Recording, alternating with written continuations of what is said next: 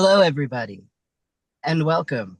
I'm Maxfield Sparrow. I'm an autistic writer, scholar activist, and proud board member of the Autism National Committee, also known as AutCom. I'm honored to be the moderator for today's presentation, The Right to Grow Up, Mental Age Theory. Thank you for joining us.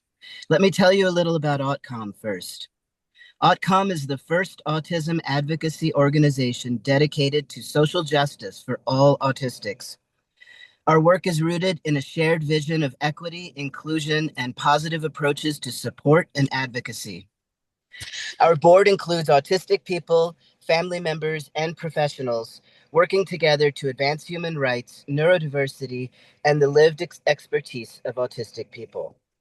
Today's presenters are members of the AutCom board and members of the community who have joined us today. If you would like to learn more about our work, explore our resources and newsletters, or become a member, please visit our website at autcom.org. Annual membership is just $10 for autistics and $30 for non-autistics. And your membership, along with donations, helps support webinars like this one and our broader advocacy and education work.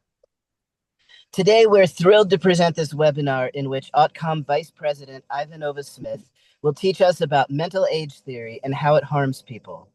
Smith is a tireless educator when it comes to mental age theory, and we are so fortunate to have them here to teach and share. In addition to Smith, we have a panel of autistic adults who will share how mental age theory has affected their lives. After the entire presentation, the presenter and panelists will respond to questions. If you'd like to submit a question at any time during the webinar, please use the Q&A tab, not the comments section.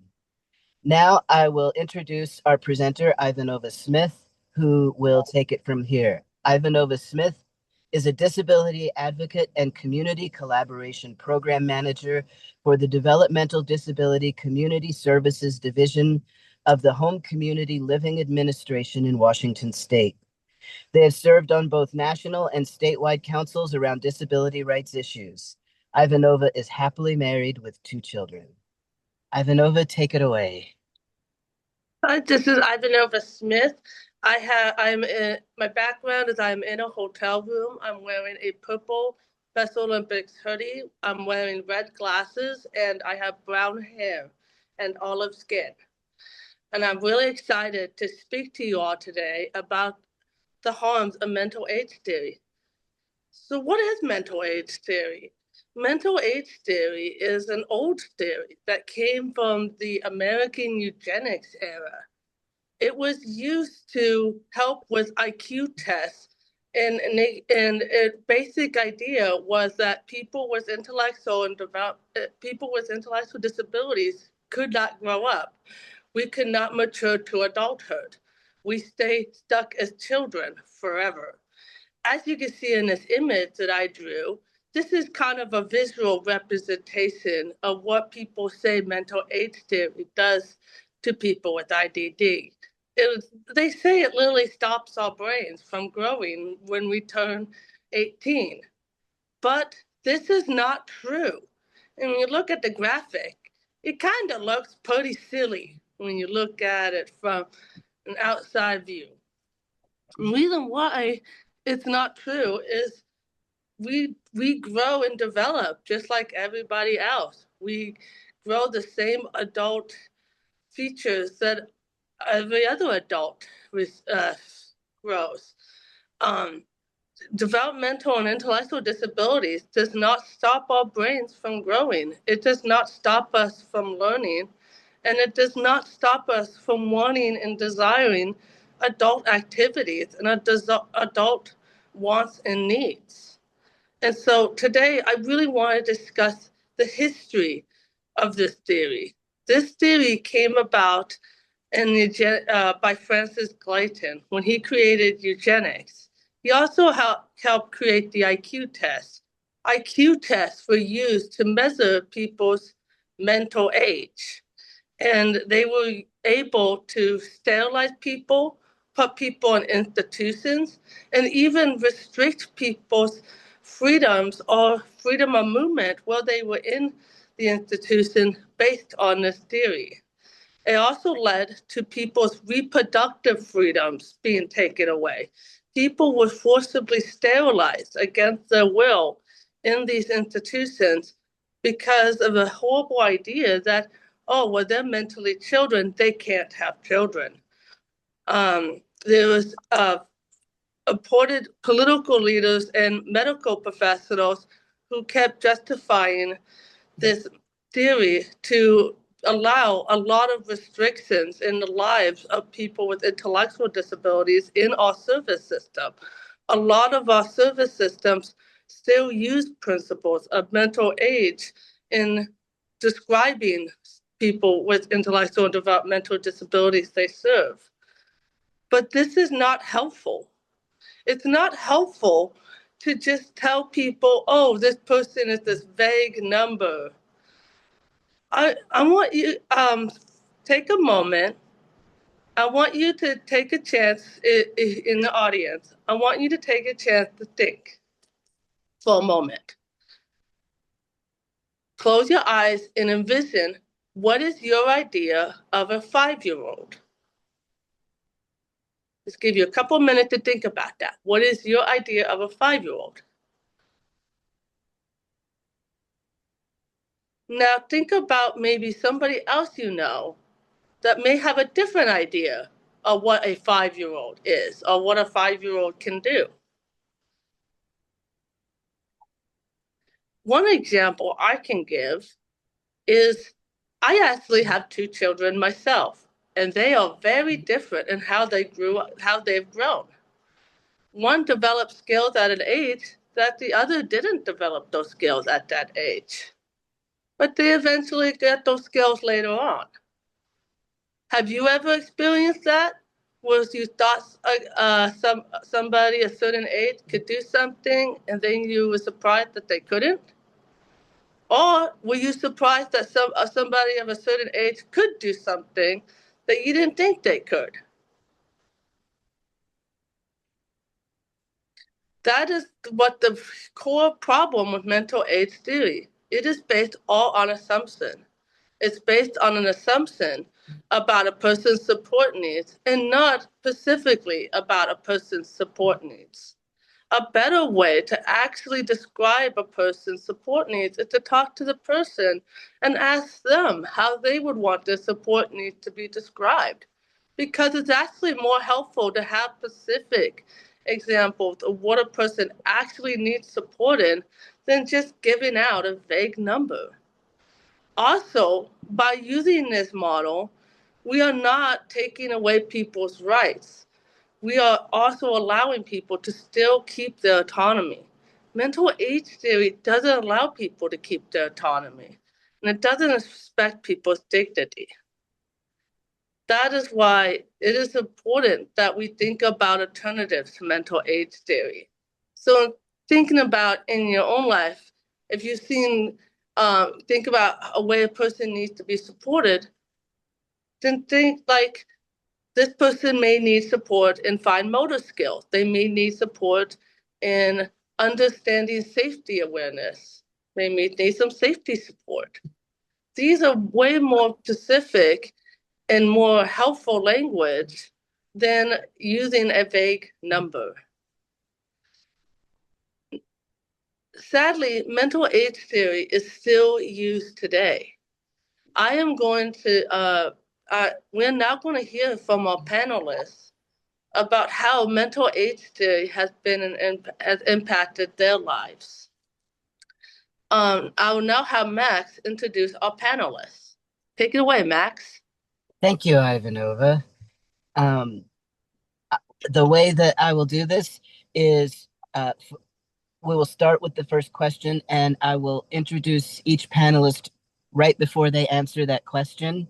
And that way it'll be easier for all of you all to connect the bios with the people. So we will start with Yasmin Arshad, and she wrote her own bio, and it says, "My name is Yasmin Arshad. I was born in Florence, Italy, and came to the US at age 7. I'm bilingual. My awesome mother found me the ideal workplace when I turned 22, a studio for artists with disabilities, Gateway Arts in Brookline, Massachusetts. I am a successful artist. My art sells at the Gateway store. I have exhibited at the Fuller Art Museum in Brockton, Massachusetts, the Outsider Art Fair in New York City, in London, and in Tokyo. I write poetry, enjoy traveling, walking, horseback riding, snowshoeing, and going to the symphony. I live with my parents part of the week and with my caretaker and good friend the rest of the week. I was an ideal subject for the Lurie Center's research program on facilitated communication. When I first started typing to communicate, no one could believe how much I knew. No one believed I could read, but I've been reading since I was 4. I enjoy pondering the big questions. What is the origin of life, of eternity? My true joy in life is now being able to communicate. Yasmin, our first question is, have Your turn. have the panelists or audience, uh, that means you, Yasmin, ever heard of people with IDD, intellectual and or developmental disabilities, being referred to as being younger than their actual age? My experience with ageism, so to speak, is that until I learned to communicate by typing, everyone assumed my mental age to be 12-year-old level at best. So my worry is that people who lack the ability to communicate will always be treated as children. This stems from a place of kindness for the most part. We all want to protect the weak, whether disabled, children, or elderly. Thank you so much, Yasmin.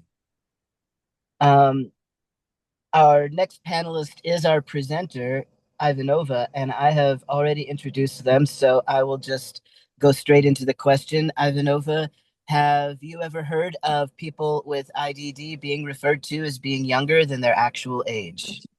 Yes, I've heard this a lot throughout my life. I heard it on the news when a person with IDD would go missing. They would always announce it like that. This person looks like a 30-year-old adult but has the mental age of a 5-year-old.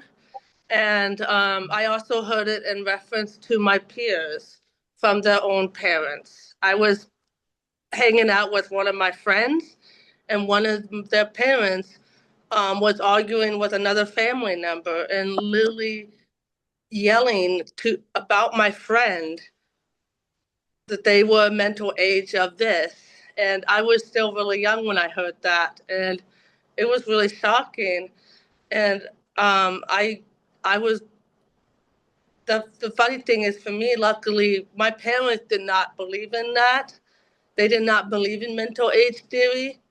I'm so grateful, but a lot of my friends' parents did, and there were teachers that referenced it. There were a lot of people. Anytime they talked about intellectual disability, they would always use that as an example, and it made me have a lot of internalized ableism, and I had a lot of self-hatred because of it. It because I almost feared that it was true, and it was not until I really um, learned about the history that I learned and was relieved that it wasn't true. Thank you, Ivanova. Our next panelist is Ali Burris. Ali Burris is a Black ADHD self-advocate and the president of the Autism Society of Washington. She also works as a session facilitator at the Autism Mentorship Program, an organization that provides autistic youth with autistic adult mentors. She is passionate about supporting autistic autonomy and building a positive autistic culture. Ali, have you ever heard of people with IDD being referred to as being younger than their actual age? Yes, I have. So my perspective on it is a little bit different because I have I was diagnosed at the age of 20 and I'm 22 now. And oftentimes I would hear it in relation to medicine And also to my peers and friends. I oftentimes had friends who also had IDD. I did not know that I had a developmental disability, but those were the people who I gravitated towards because it felt similar to me. And so it was often strange because I would hear people who I thought were just like me being described as, oh, their mental age is younger than they are. And because I was on the hyperverbal end of the spectrum, I could communicate very well, and that's something that I'm grateful for. I often was considered not to be like at a younger mental age. But what's interesting is I also found that sometimes I was treated as a younger mental age. And that's kind of been how my experience has been with it, is that socially, I think by neurotypical peers, most of the time, they would see me as younger. And I think teachers and adults and my parents both saw me as very capable, but also treated me as younger because I was very emotional. I was very concerned about following the rules, and my interests were a lot younger. And so it was kind of strange where I was in this sort of bubble of people expected me to be able to do things that I can't. And also people expected me to not want to do things that I did want to do because they figured that I wasn't interested, that I wasn't developmentally at that level yet, when really I was. I was often, most of the time, I was excluded by peers because they thought, oh, you're too innocent. You're not interested in this. You're not ready for this. Yeah. So that's how I would answer that. Thank you, Ali. Um, our panelist, Dan Bergmann, is next. Dan Bergmann is 30 years old. He has been living with minimally speaking autism all his life and was often treated as a much younger child before he learned to communicate abstract thoughts by spelling them out when he was 12. Dan graduated from the Harvard Extension School in 2021, the first non speaker to earn a Harvard degree. He spoke, in quotes, via text to speech computer at his commencement. He writes essays, plays, and screenplays. He is the author and leading actor in Pointing Fingers, the first fiction feature length film by and about people with non speaking autism who communicate by typing. The movie is in post production and will be finished this spring. Dan, the same question to you. Have you ever heard of people with IDD being referred to as being younger than their actual age? I learned to spell at age 12. Before that, from age 7 to 12, I was in a lovely, friendly special ed school in which we were taught first grade every year. When my parents asked them to put me in a more advanced class, they explained in a kindly way that I was not intellectually capable of more. Looking back, the strange thing is that I wasn't angry and didn't feel held back or deprived. I strove to be happy within the small universe that my teachers and parents offered. I think many of us, if we are fortunate enough to live among kind and caring people, learn to trust the neurotypicals around us and believe what they tell us about ourselves. In the same way, my parents, although they always loved me and suspected that I was intelligent, couldn't help believing what the experts told them about me. Thank you, Dan.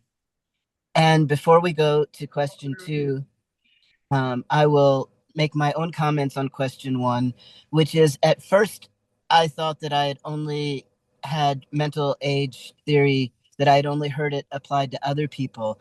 And one striking example is I had a mother and son stay with me when I lived in Florida, and they were both disabled, but she had taught him that he was at a 4-year-old level. And so that was how he would introduce himself. He would say, hi, I'm my name, and I'm on a 4-year-old level. And it was always so upsetting to me because I would watch him play basketball with friends. He wanted to get a job as a trash collector. Like, what 4-year-old even wants a job, let alone goes out and finds one? The like everything about him was not on a 4-year-old level, um, and as I thought about that, I realized that somewhere in my childhood, that kind of thing had rubbed off on me, because I remember talking to my dad and saying, my body is 7 years old, but emotionally I'm younger than that. And like, that's not something I would have just observed. Somebody must have told me that. So I think mental age theory even was applied to me, and I just didn't even realize it until I sat down and thought about it in this context. Our second question, we're going back to Yasmin to start with. And the question is, have you ever been treated that way by schools, family, or professionals, or seen someone else treated that way? My teacher, who I loved dearly, told my mom when I was 10 that I had plateaued mentally. She didn't believe him, but so much for aspiring to be an astronomer. Oh my, you would have been a magnificent astronomer, Yasmin. So now we'll take that question to Ivanova. Have you ever been treated that way by schools, family, or professionals, or seen someone else treated that way? I've experienced it myself at school and in a work environment. I was called a toddler when I struggled at work in my first job.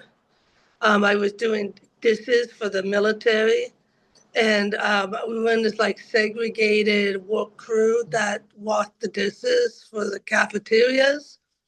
And they would call the supervisors, the shift leaders, would call me a toddler when I wasn't keeping up or if I was distressed because I was trying to keep up and things were getting too much.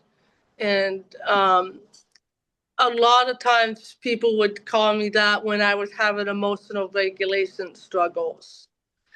I had friends that believed that about me and would reinforce that to me and say, "Oh, you're mentally a 7-year-old," when I was 17 or 18. When I was in school, I remembered, to pass high school, I had to take the third grade reading WASL, which is the Washington State standardized test. And it was in the third, it literally said it on top of the third grade. And this was my senior year of high school.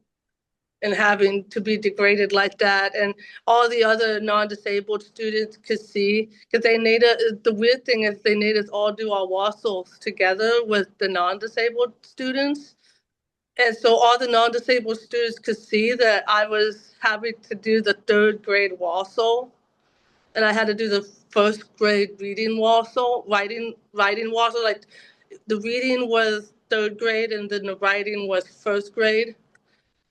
And I remember being made fun of and insulted by my other classmates, and it made it really hard being mainstreamed because my parents really fought the school to keep me out of the self-contained classroom. But the self-contained classroom was even worse about infantilization. They made the students wear pajamas when it wasn't pajama day. Like my friend wasn't taught anything about history, about science, about his own health. So many times I have seen this theory be used to harm people. Um, Even today, I still have time for I'm called a kiddo when I'm not a kid. I'm 37-year-old adult. I have two children of my own, and I still have time for people who look at me and call me a kiddo, and they're younger than me. They're just non-disabled and they're a volunteer or something, and it's just really humiliating when that happens. And I'm a 37-year-old married adult, and my parents fought really hard for me to have those rights. But there are a lot of parents that they just believe it. They just believe the lie and don't even allow their kids to get married, don't even allow them to live an adult life. And it breaks my heart because they get so isolated when they're not being allowed to live a full life. Absolutely. It's heartbreaking. Our Yeah. next panelist is Ali. Have you ever been treated that way by schools, family, or professionals, or seen someone else treated that way? Yes, I have. So, I feel like for me, socially is where I noticed it the most. I don't know that it wasn't happening in other areas, but I think the part that made me feel the most isolated and that hurt the most once I realized it was realizing that I think I can remember back all the way to kindergarten and first grade. My friends would treat me as if I was younger. I remember seeing my friends like take each other aside and say, no, you just let her do that. It's Allie. She's not gonna do it differently because she's like a baby. And I was often like treated like that. I was told that I was more like a little kid or a baby by kids who were little kids, which is really it's weird looking back on that. I think it happened because emotionally, whenever you're having a hard time, whenever you seem upset, people associate that with being younger. And that's something that I tend to be very emotional. Um, and it kind of was what pushed me to try and really mask that about myself, which has been really hard because I learned that if you cry or if you show that you're having a hard time, people will not take you seriously. And people need to pick. And I think that's really what's behind mental age theory is they can't imagine you as both like needing help and being an adult who has rights and who can do everything that they need to do. And it's it's really difficult and it's really frustrating because that's led to me feeling like I can never ask for help or feeling like if I'm in a context where I have asked for help that people will never see me as an adult. Thank you, Ali. And now the question goes to Dan. Dan, have you ever been treated that way by schools, family, or professionals, or seen someone else treated that way? It's certainly in the air.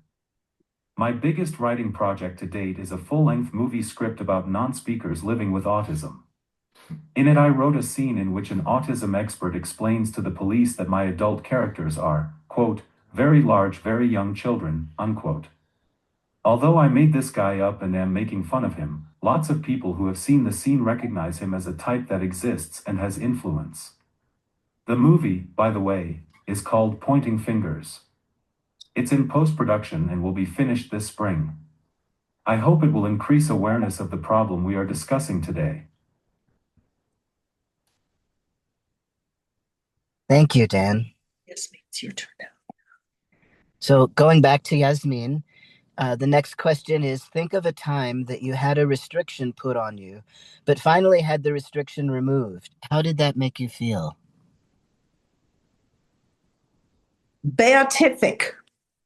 My so-called autism kept me from higher education.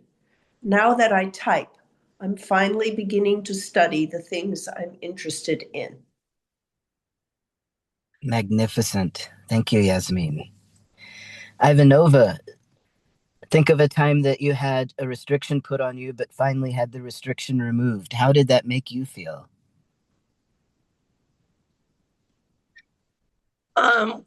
When I was still living with my parents, there were a lot of things I wasn't allowed to do. And one of the things I wasn't allowed to do is express myself and my gender identity. And like, I like to wear masculine clothing and cut my hair, and I wasn't allowed to do that.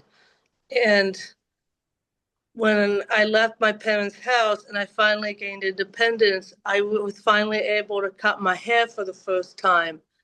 And it felt so freeing to go to the barber and just get all of my hair cut and not have to have long hair anymore because long hair was really painful on my skin sensory wise.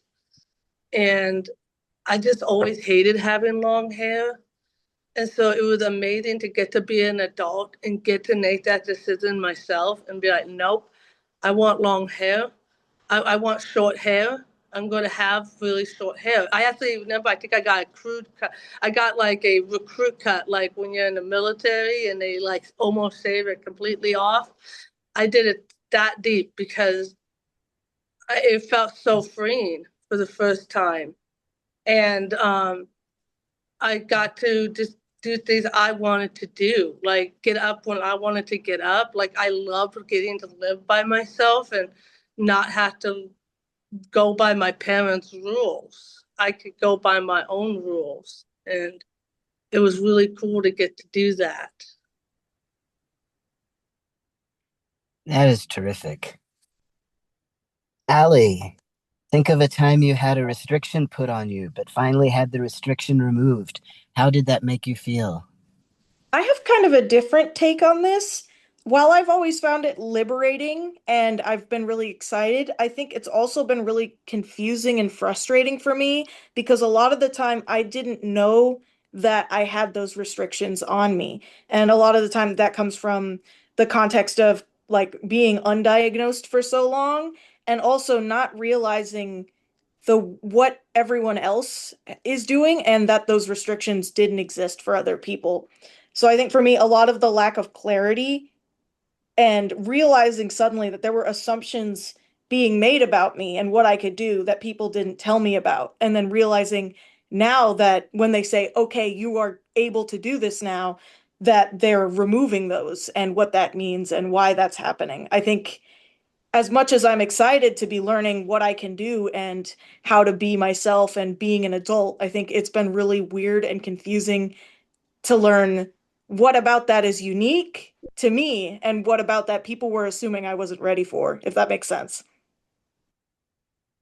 Absolutely. Thank you so much. Dan, think of a time that you had a restriction put on you, but finally had the restriction removed. How did that make you feel? When I learned to spell at age 12, I also learned that this huge world is full of knowledge and that if I learned enough of it, I would have my own place in the world. It was exhilarating, and also frequently overwhelming and sometimes terrifying. Sometimes when I am very tired, I miss the delusion of the simple world I had when I was younger. But mostly I rejoice every day that I get to wrestle with myself and the world the way I now know we are. Thank you. And for myself, I had a lot of restrictions that I didn't even realize. I didn't realize how much people were sheltering me and until I was about 25. And it was like a flower blooming. I learned how to drive. I lived alone for the first time in my life. And it was scary, but it was exhilarating. And it wasn't until much later that I thought about why it was that I did all those things later than average people do them. And it's because people were restricting me in ways that, like velvet ropes, I didn't see them until they were gone. Our our next question will go back to Yasmin. How did it make you feel when the restriction wasn't lifted? For example, many spellers experience policies that do not leave room for spelling support. No way to describe the soul-shattering experience when everyone assumed I was retarded. Absolutely. I think no one should be treated like they are our word, no matter who they are, and it is definitely soul shattering. Ivanova, how did it make you feel when that restriction wasn't lifted? I've back when I was still living under those restrictions, I was really depressed. I remember being really depressed and really down on myself, and I wasn't um I wasn't doing well, and I wasn't accommodating my disability, and I wasn't advocating for myself like I am now. I think that uh, it, it, if it continued on that way, it would have led me down the road of learned helplessness and just thinking, oh, there's no, I'm just going to be stuck this way, and just give up kind of thing, And I'm glad that I didn't, and I'm glad that when I did, I kind of ran away. My parents, a lot of parents, they would call the police and say the person eloped. But my parents didn't do that. They let me run away to my friends. And they let me figure it out. And they let me have that dignity of risk. But before then, it really sucked. But I am grateful that they did let me, they did let me leave the nest. And once I left the nest, it actually healed our relationship because they realized, oh my goodness, he can do it. He actually can do it. They can do it. And so I think that dignity of risk is a really important part of this. Absolutely. I agree. Allie, how did it make you feel when or if a restriction wasn't lifted? I think that's another one for me where it's been mostly confusing and distressing, especially when I realized that the people around me were being treated differently and didn't have that restriction.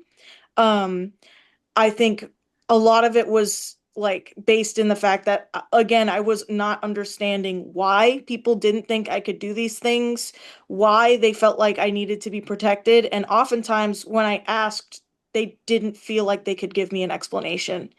And I think it's been kind of scary sometimes to realize that sometimes they don't really have a reason other than they just think I can't do that. And they don't trust me when I say what I can or can't do. And it's hard to know that. And it's hard to know that you can't be trusted to say I need help or I don't need help.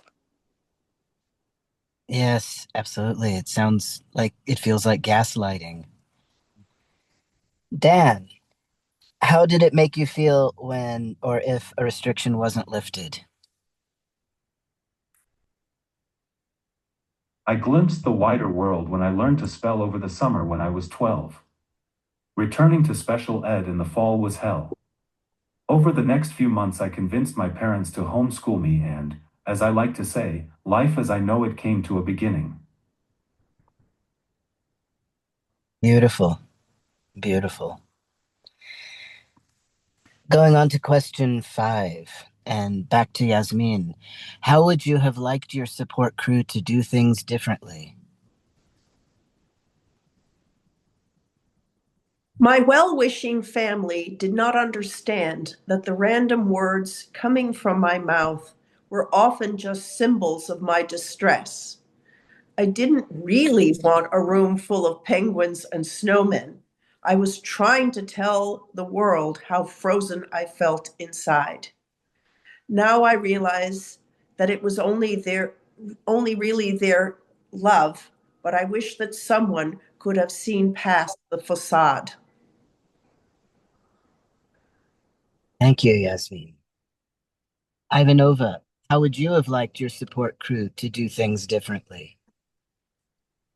One thing I forgot to bring up before, but it really goes with this question, is my parents were very against mental age theory, but they went to the other extreme of enforcing normalization theory, and that's where they kind of like forced age appropriateness on me. And so like when I was a teenager, I still wanted to play with my Beanie Baby bears and role play. And my parents didn't want to allow me to do that. And they didn't like if I, invited my friends over when I was a teenager to do that, to role play Beanie Babies. I had one friend that was actually okay with it. Like, she was okay with role playing Beanie Babies with me. But my parents were absolutely disgusted by it and told her, no, we can't have Lord do that. That's what the name they called me. I don't go by that name anymore, but that's the name they called me. And they said, we can't have them do that anymore because we don't want them to think that, they're stuck, as a child. Like, we want them to grow up. Like, they were trying to make sure that I grew up. And so I think they were really scared about the way I played and the way that I emotionally expressed myself, because to society, it would look like I was mentally younger than I was, And my parents were trying to hide that from society because my parents wanted me to have rights. They wanted me to have a full life, and they were really scared about me being put in the system and not having those rights. And what I wish that they could have understood that me liking playing role playing and me liking things from my childhood doesn't take away my rights, and that they could still fight for my rights, but still allow me to do things that I enjoy. That those things I enjoy don't take away my age. They don't take away my adulthood. Even though I may need support in some areas that others may think are immature. Like one example is I can't drive, and my parents really wanted me to learn how to drive, but I couldn't do it. I tried, but it was epic fail and it was dangerous. It would have put others at risk, and so I actually kind of had to stand up to my parents and say, I can't do that. That's too dangerous. And that was really hard on my parents. And I wish that my parents would have been more supportive of that and more understanding that I did my best. I think now they do, but I wish that they didn't have so much fear. I think my parents had deep love for me, but they also had a lot of fear. And I think that fear is what made them really hard on me in ways that were like really emotionally traumatizing, but they weren't meaning to be traumatizing. They were just scared of the system and me not having rights. Yeah. So that's what I wish, is that people not go to still allow us to express ourselves the way we want, but still fight for our rights and our age. Like both can be true at once. It almost sounds like we should have swapped caregivers, because mine didn't want me to drive and yours wanted you to drive. And you didn't feel safe driving, and I wish I had driven sooner. So it's too bad we can't do a swap on just that one thing. Allie, um,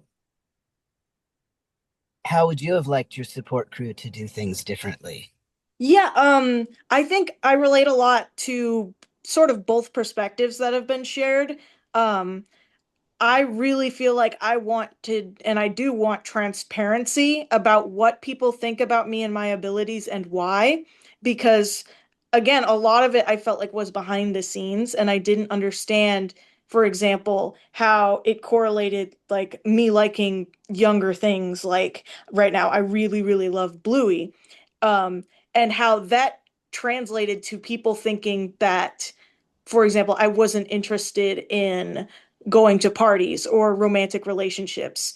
But then at the same time, I also want to like know what at all people think that I can do and what people think that I should be able to do and what other people my age are doing, because I think that's something that's a blind spot for me.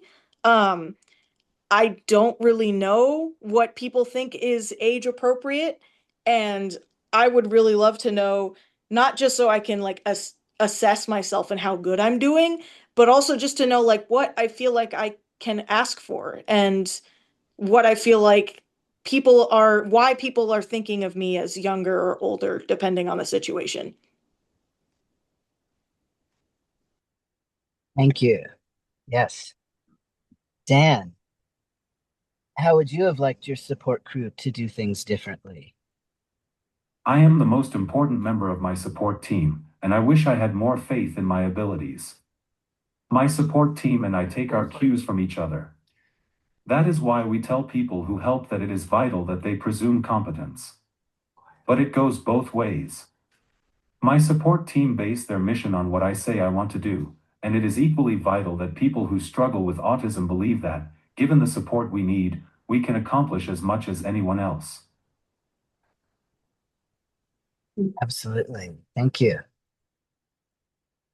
Let's go on to question 6 and back to Yasmin. How did mental age theory affect your ability to study, work, and/or achieve what you wanted?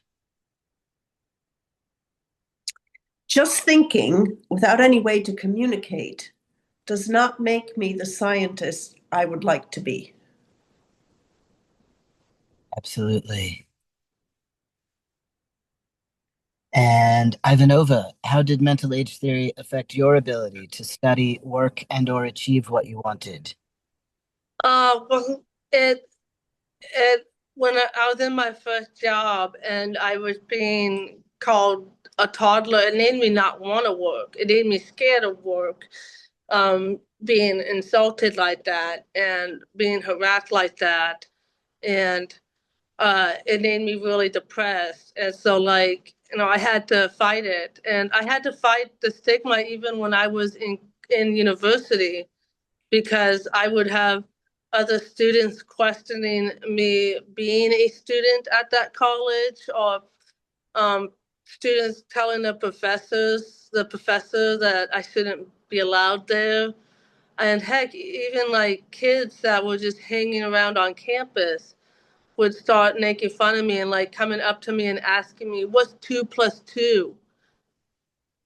And I was like totally like confused. Like, why are you asking me a really simple math problem? Like, I'm do you not?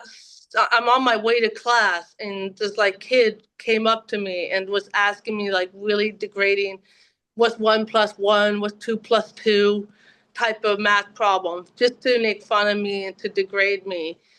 And I think a lot of it is my voice. I have a distinct voice, and so um, I think that nowadays the way it affects me, it just um, when I'm out with my kids, people don't think I'm really my kids' parent. Um, it's more like how people look at me and stereotype me, and um, that's when it's scary. Is when thinking about my kids and people wanting to take my kids from me and things like that. That's what scares me the most, because I love my kids, and it's why when I go out, I like to have my husband with me, because my husband's with me. Nobody messes with me. All my kids. It's just me when it's just me and my kids. It's that I'm like, I have always that little worry in the back of my head. Okay, hopefully don't have any bad encounters today, kind of thing. Yeah, that is scary. Definitely. Ali, how did mental age theory affect your ability to study, work, and or achieve what you wanted?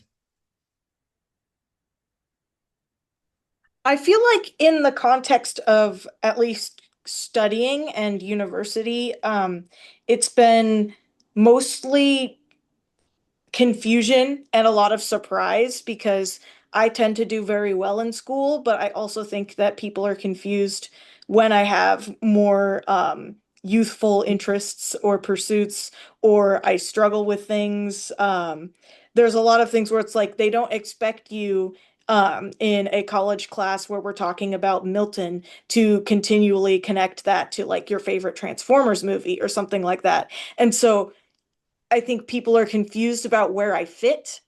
And when it comes to work, I think because the nature of the workplace, there is less room for uncertainty.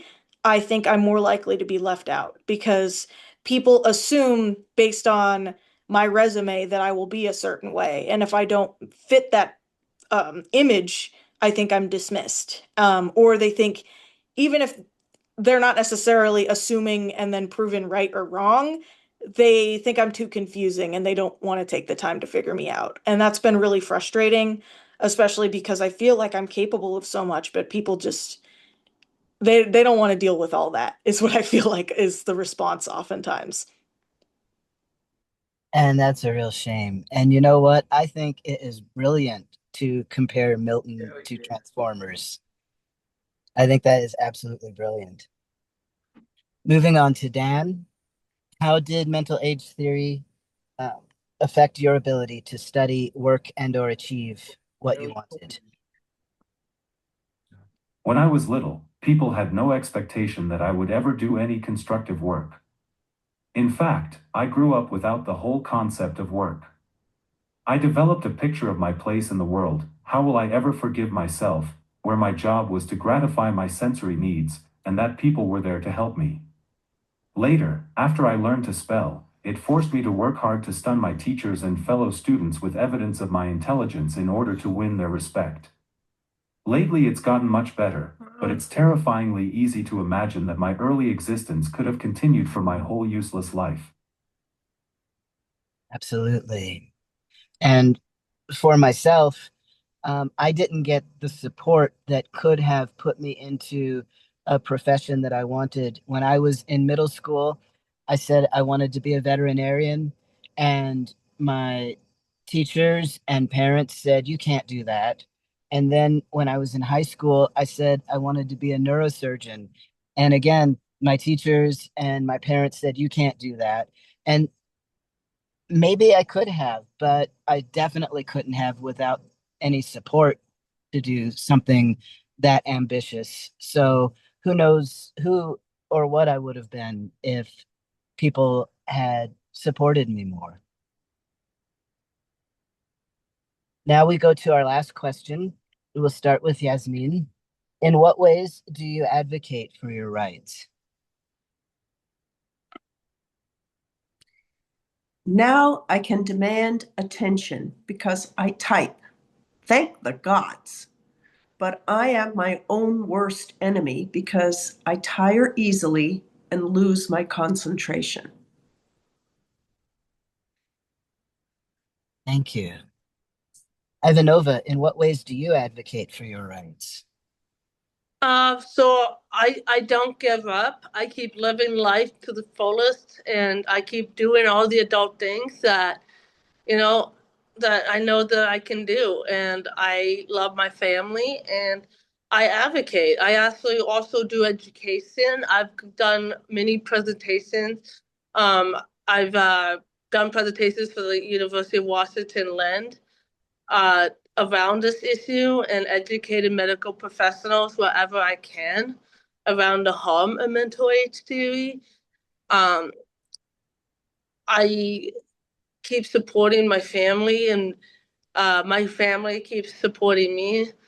And, I just keep living life, and I'm going to keep living life to the fullest. And anyone who tries to say no, it's like tough cookies. I'm an adult, you know. And I always correct people too. Like if I hear like a volunteer call one of my teammates or a kiddo, I always correct them like, we're adults here. We're all of us over 18. Respect our age, please. I'm respectful about it, but I always correct people because it's so important that people recognize, even, when they're trying to just be nice, they're trying to be fun, that we don't let things slide, that we keep educating the culture, because there's still a culture, and even in places where it's like, oh, that would be impossible to educate there, it's like, I'm still going to go educate there. It's why I haven't given up on Special Olympics. I haven't given up on Best Buddies or any of the organizations that sometimes have a bad rap for struggling with this stuff. I don't give up on them. I help educate, and I help just share my perspective and the perspective of the intellectual disability community. Hey, we become adults. The average age of a Special Olympics athlete is an adult. um, we do have youth sport, we do have youth in, things, but like there's, we just need everyone to respect our age. We have a full lifespan. People with intellectual and developmental disabilities have a full lifespan. And I just encourage anyone, if you hear it, please educate others around it. Like, hey, that's not true about your cousin, your uncle, your brother, your whatever person they're talking about. That's not true. You can gently remind people, hey, that person's an adult, and it's important to do that because we have a full lifespan, and we need to be supported in our full lifespan. One thing I didn't really talk about before is mental age theory allows for people with IDD to be denied an education, and really important education that keeps us safe. Like there's a lot of people with IDD that have been put in harm's way by our criminal justice system, by people, abusing them, being victims of like things that they didn't know that they could say no to, and like learning about consent and boundaries and all of those things that we just need to know as adults. Heck, a lot of things people take for granted, the right to vote. And there are a lot of people with IDD, if you're under guardianship, that your right to vote can be restricted. And so it's really important that we educate on these things, and we educate as much as possible so that we can lift these restrictions, and so that all people with intellectual disabilities have the right to franchise and the right to be in a romantic relationship, or have the right to just live a full life and get to express their full lifespan, because it matters. It does. It matters so much. Allie, what ways do you advocate for your rights?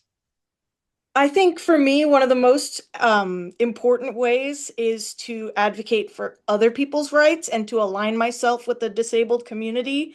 I think that's part of transparency and asking for transparency about things.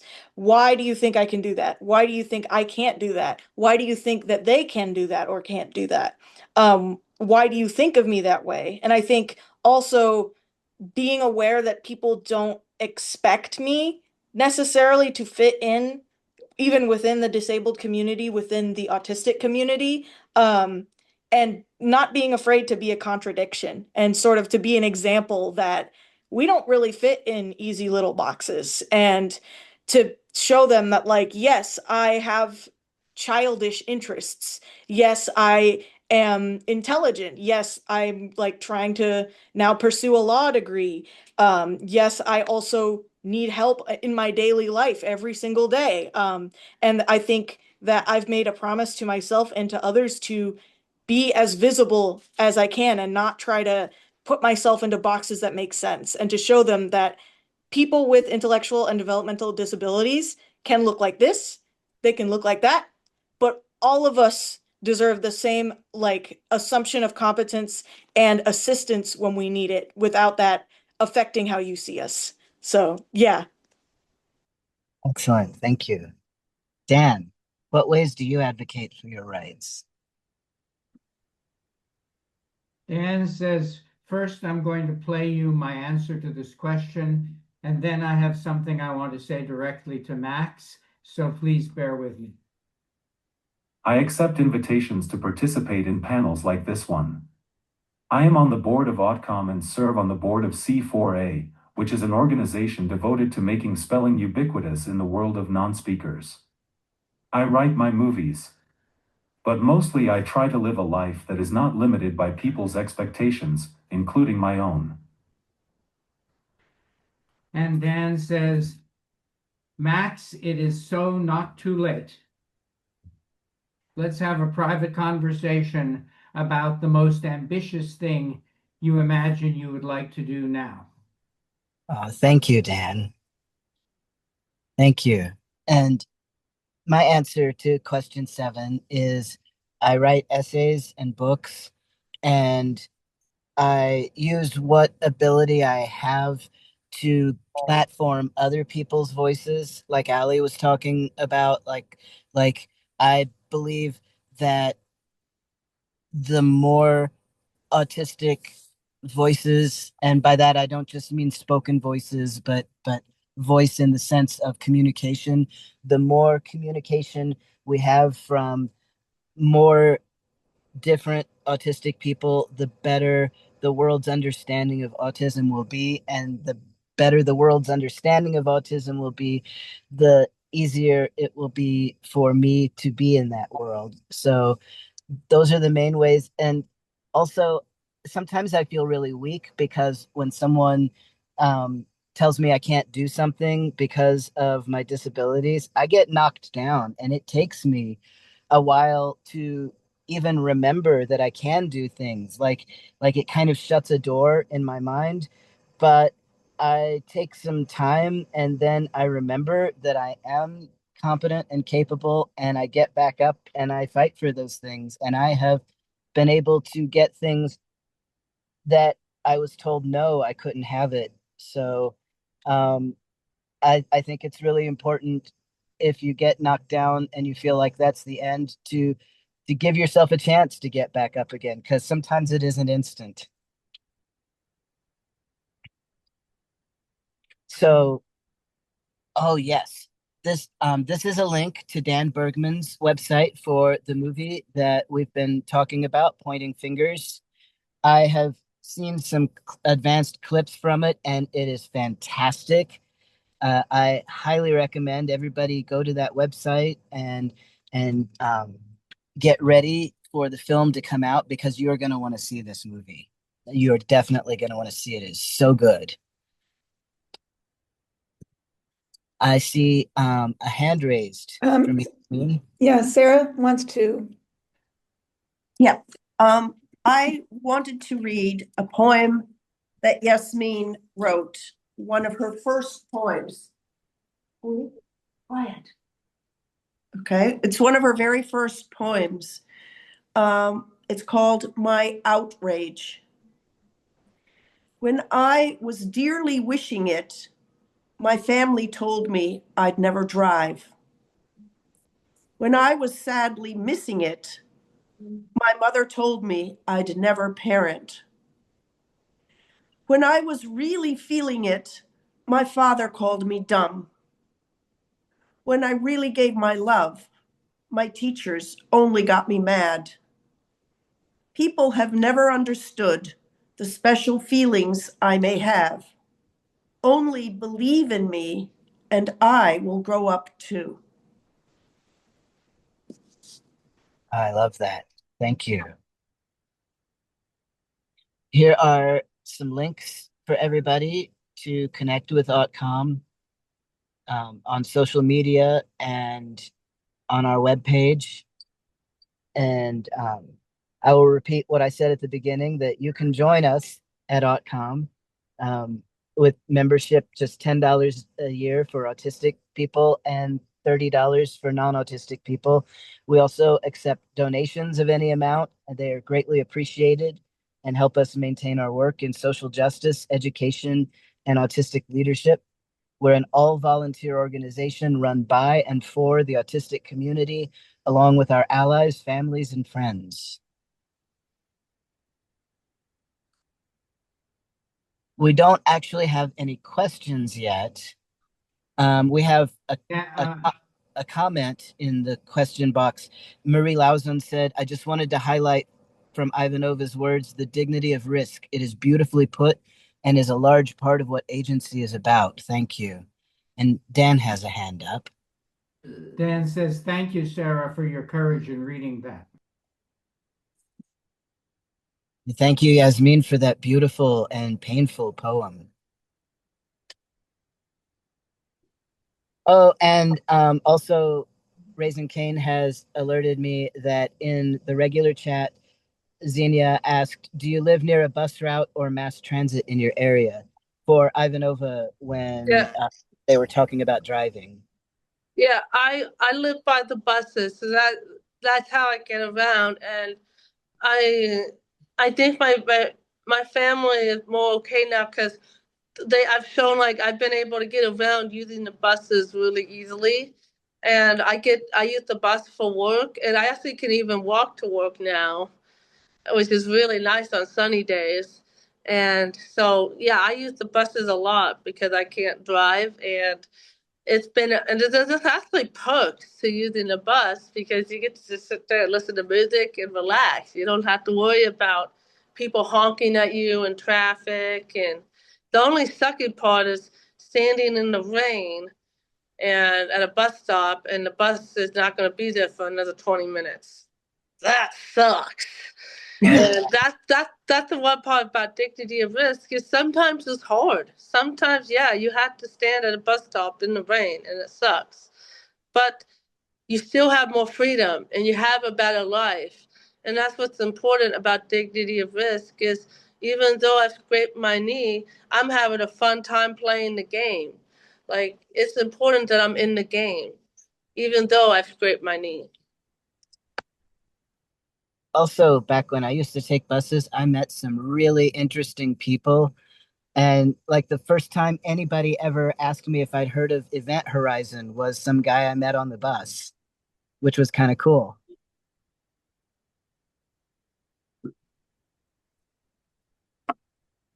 Do we have? I saw the comment about standing in the bus stop under negative 15 degrees, and all I could say is, ooh, that's cold. Yes, yes, it is very cold.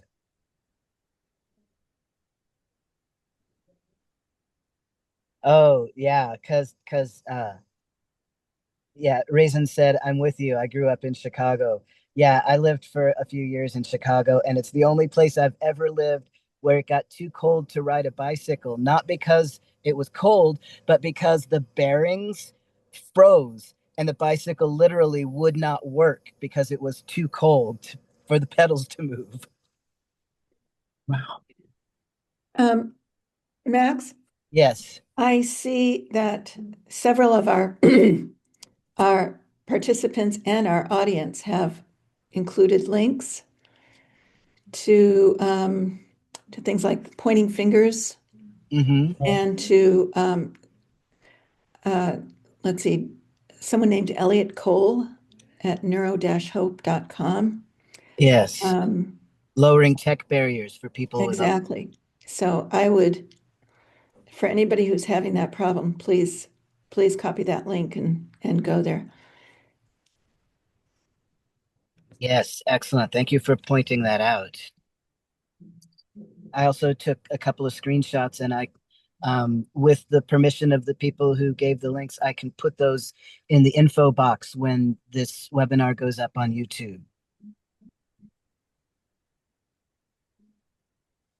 And I would also add that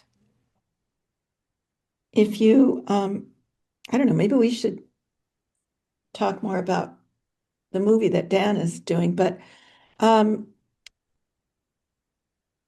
if anyone is interested in hosting a screening somewhere, it doesn't have to be on a grand basis, but if you wanted to screen something like pointing fingers, you can reach Dan through well, through the Pointing Fingers website.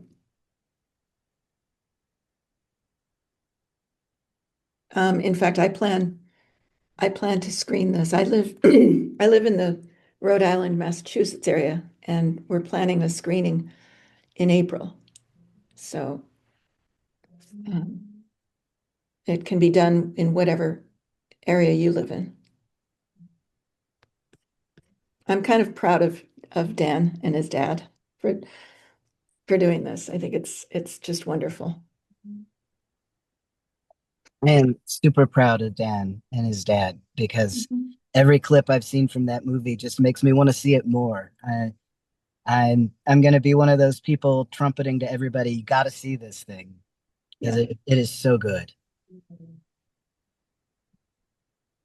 And yes, Amy, if you are on the AutCom list, you should get a notice when the recording is available.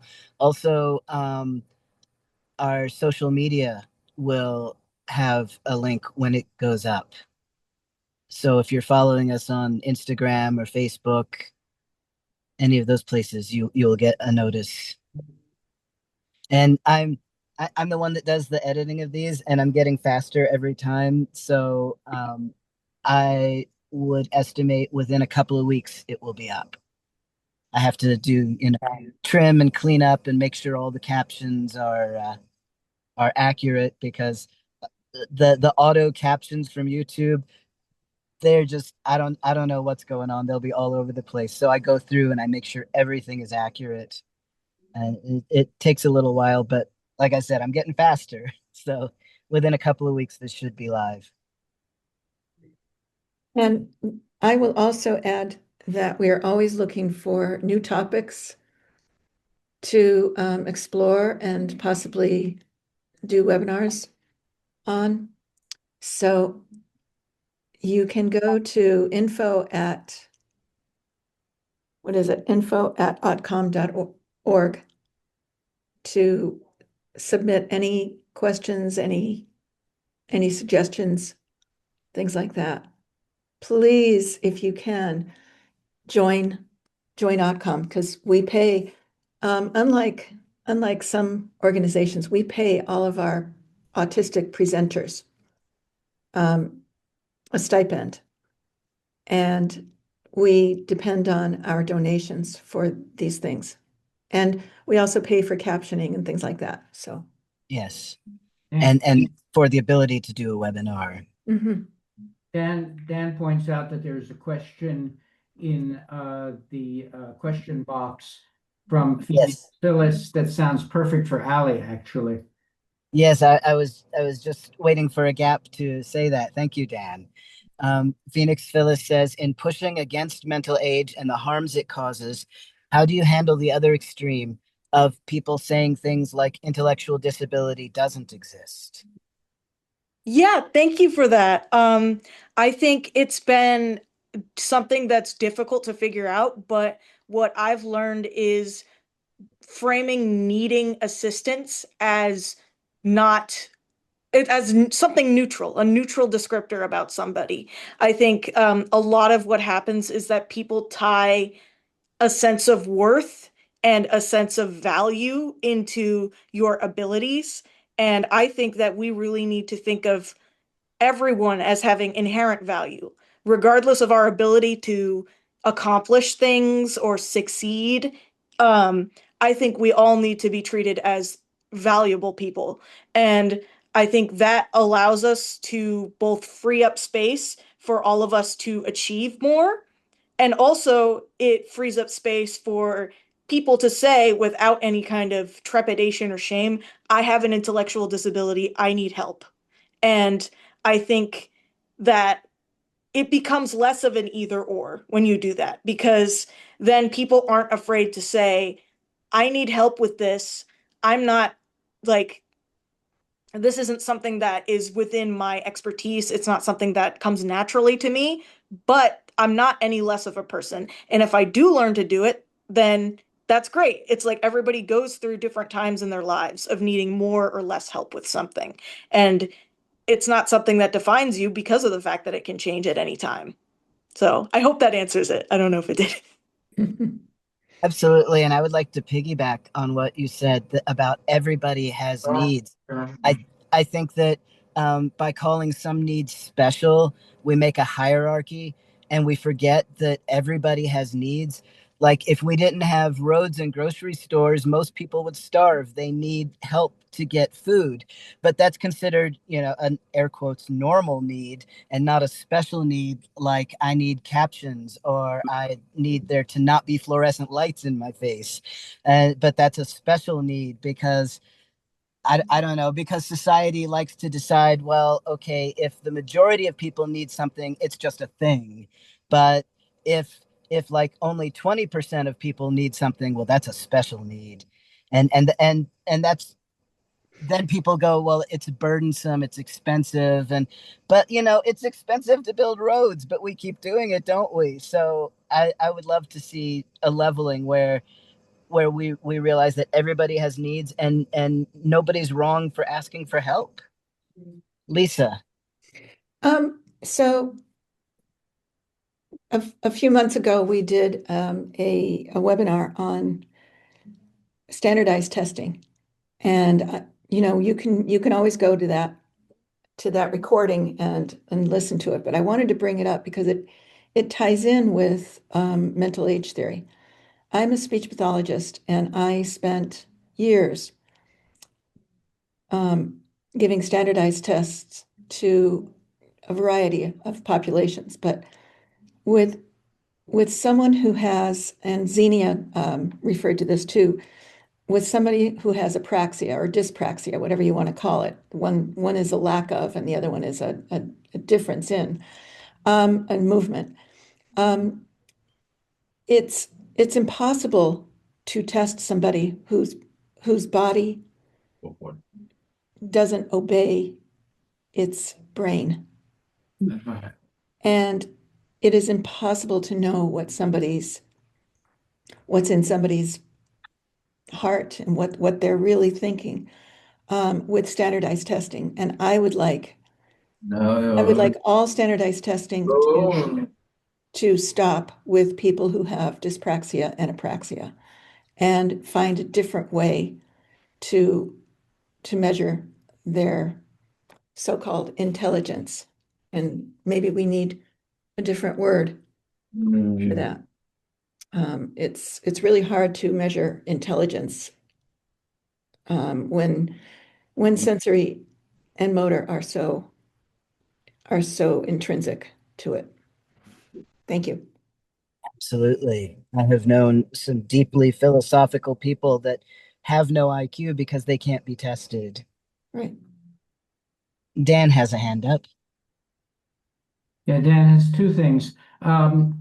First of all, to what Lisa said, you can also ask them what they think they can do, and there's a lot of good faith in this community. They will probably tell you the truth. And Dan also said, I want to add to what Ali said, that you don't have to tell people that you have an intellectual disability because that doesn't communicate to them anything about what they're supposed to think or do. You can just say, I want to do I do this more slowly. Or people who are hard of hearing say, could you say that again? We believe that people can drive, but that after they've had a few drinks, they cannot drive. So just stick to the thing at the moment and say, I need this or I need that. Ali, you have a response? Yeah, I wanted to say I really agree with that. And thank you, Dan. I think that's one of those things that can be so confusing, especially for people who haven't really had much experience with disability, that sometimes there are labels that we feel are helpful and that are tied to an experience and identity that we want to express.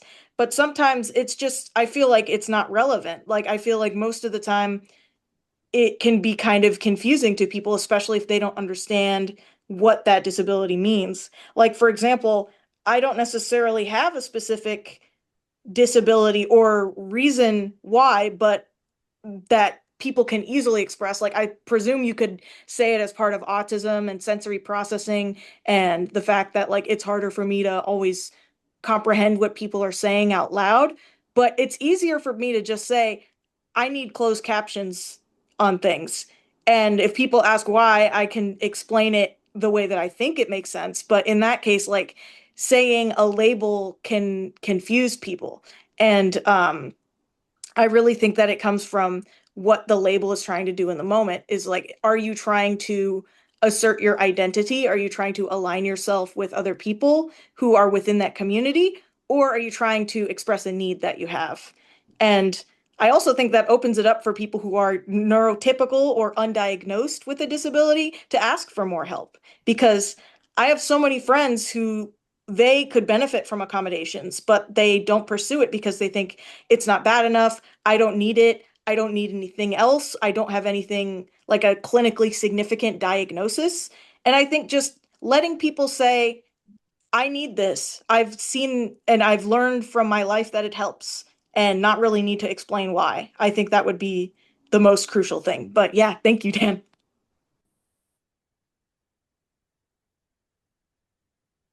I wanted to point out that in the chat, Phoenix Phyllis posted a couple of links to blog posts about looking at the names of the blog posts. It looks like they're about dyspraxia, apraxia, and movement differences.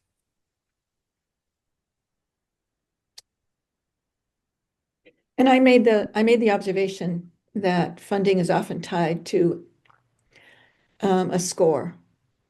So if you are considered to be IDD, your funding is more likely than if you do not have a diagnosis. Or if you have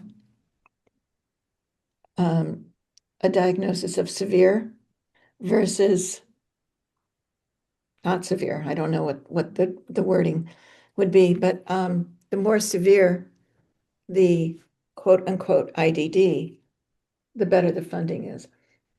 So I know that when I'm working with somebody who spells or types, it can work against them to do well on a test, because if you submit that test and say, look, this person can do this, and so on, and if they bring that back to their state funding agencies, they're afraid that the agencies will say, well, then this person doesn't have an intellectual disability. It's all about support, though. It's if they need a high level of support, that's not going to magically go away just because they can spell their thoughts and ideas and show their intelligence. They still need that support, and that's where the bulk of funding should go, to helping parents and caregivers with supporting their child or student.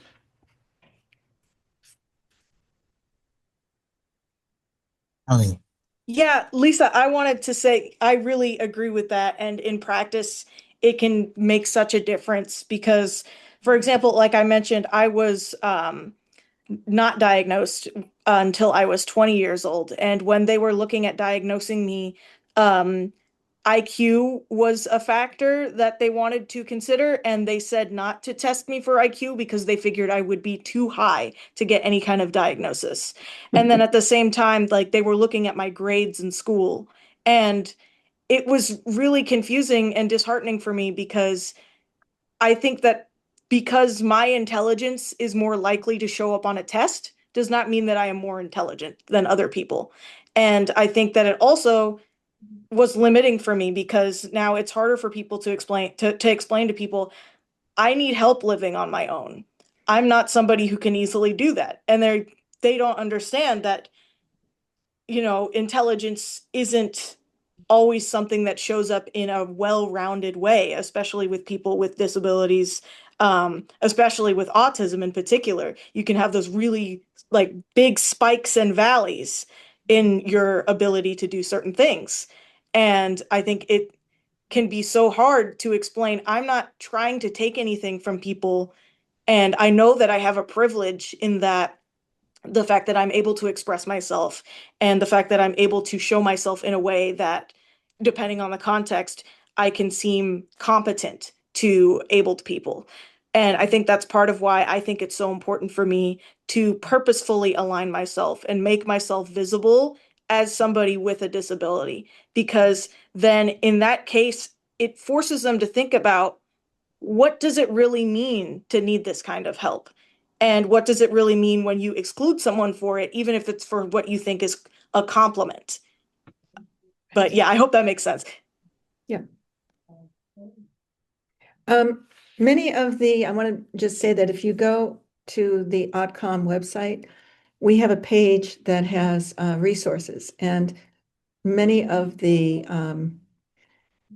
people in the autistic community we have their links to their blogs and their books and their websites and so on. So please visit the AutCom website for that.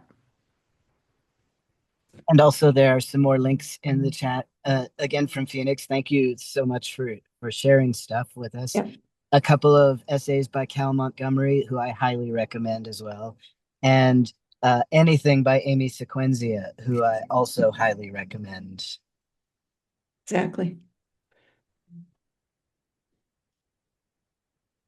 And for those of you who are wondering who I am, I'm president of AutCom. My name is Lisa Keller. That's why I'm contributing so much. I apologize. Oops. Reluctant president. You keep trying to get one of us to take over. I've been doing this for 5 years. No, 6 years? 7. Oh my God, 7 years. 6 years? I don't know. Something like that. So yeah, we're always looking for board members, and we're looking for people with different backgrounds, genders, sexual orientation, color, people of color. We're always looking for those, because when you have those points of view, it helps to round everything out. So please, if you are in any of those categories, please contact AutCom and be a part of us. I wanted to say thank you. And this was my first experience with AutCom, and I'm really excited to have discovered you and to have been invited to be here. I think I will definitely be reaching out because I would love to be around you guys more. And I'm so grateful to have been introduced to this community. So thank you. Excellent. Excellent. I was hoping that you would feel that way. Good. Yeah, and Judy mentioned that we also post a newsletter that is pretty wonderful, because it posts news and things like that, but it also posts things like poems. We have several of Yasmin's poems, and Jack Mason is another speller who we post his poems. So And don't we have some of Sujit's art there too as well? Sujit's art. Sujit Karup is our treasurer, and again, most of our board members are autistic. I think there's only one or two. I'm not, but most everybody else is. So You are part of the minority who are sadly lacking in autism.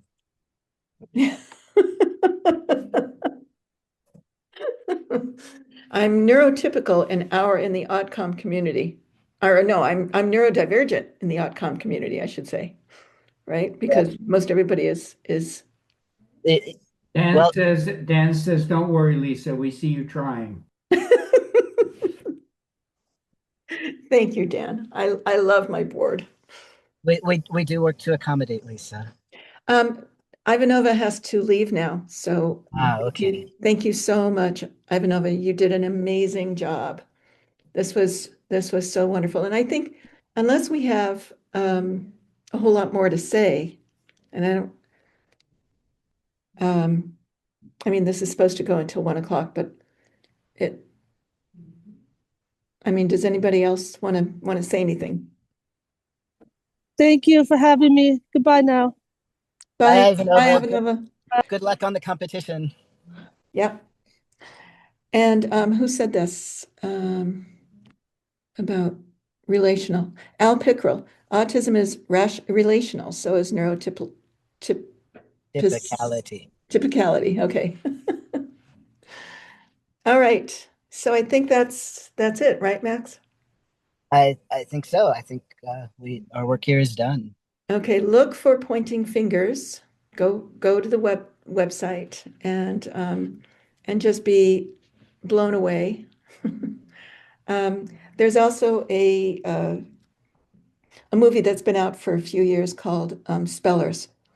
So for those who have people that they love who are non-speaking, or who speak in a non-reliable way, which I know some people don't like the word unreliable or non-reliable. The movie is great. You can get it on YouTube for free. Go to Spellers movie on YouTube. Thank you to all of our members and all of our presenters. This has just been an amazing webinar. And again, we're looking for new issues, new ideas. If anyone wants to join, in fact, you don't have to be on the board, I should say, to be a part of our committees, like issues committees and legal committees. We have committees that study things like, for example, New Hampshire, where I'm from, is in the process of passing a law that requires anyone who services students or adults who are non-speaking to grant them the ability to use whatever method that they need in order to communicate. So we call that AAC, augmentative and alternative communication.